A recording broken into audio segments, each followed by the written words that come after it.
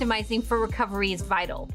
If you aren't prepared, recovering from an attack can be a manual, labor, and time-intensive activity, often across multiple functions within the organization. Not the case with Veritas. Recovery is orchestrated, automated, with flexible and alternative options. Here today to show us how easy it is to recover with Veritas is our technical marketing engineer, Liji Kruvla. Hi, Liji. Absolutely, Sonia. So all these backups that we do are really there to help us be resilient in times when you want to perform a recovery and recovery at scale.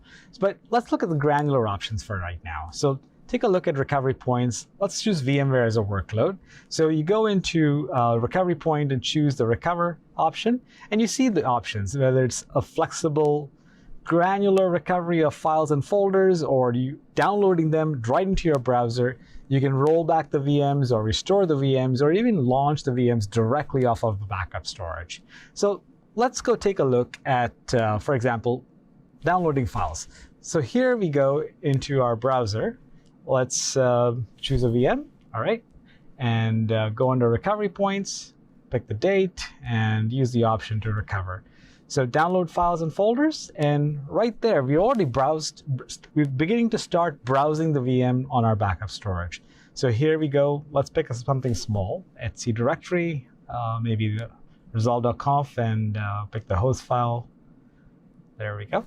So once we have these two files selected, all we need to do is click Add, and pretty much like a shopping cart, it puts these files into a zip file that is ready and available to be downloaded from your browser. It's already secured by role-based access control as well, so only a VM administrator, workload administrator will be able to do this type of action.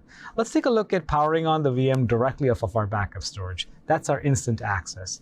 So here we have our VM. We're going to go click on, from the recovery point, create instant VM, choose beta, same beta 03, and give it another name like test copy. So we can see that on our ESX or on our vSphere console. So give the VM a different name, click next.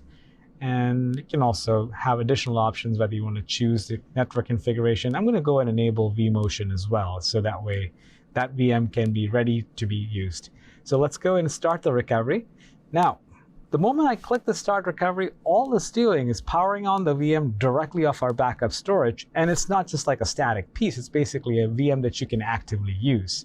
So let's go into the ESX console, actually the vSphere console, and launch that and check out our VM.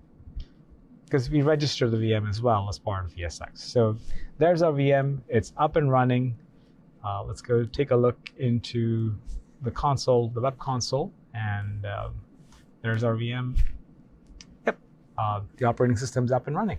That's how easy it is to perform an instant access launch. Hey, bulk instant rollback, how's that so quick? Instant rollback is pretty unique.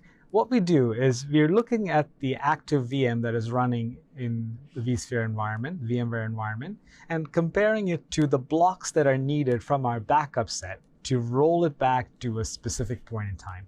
So the amount of data that we need to send back is very minimal, and that allows us to do these recoveries that previously used to take minutes or hours down to minutes and seconds now. Great information, Liji, thank you. Optimizing for recovery is such an important part of your resiliency strategy.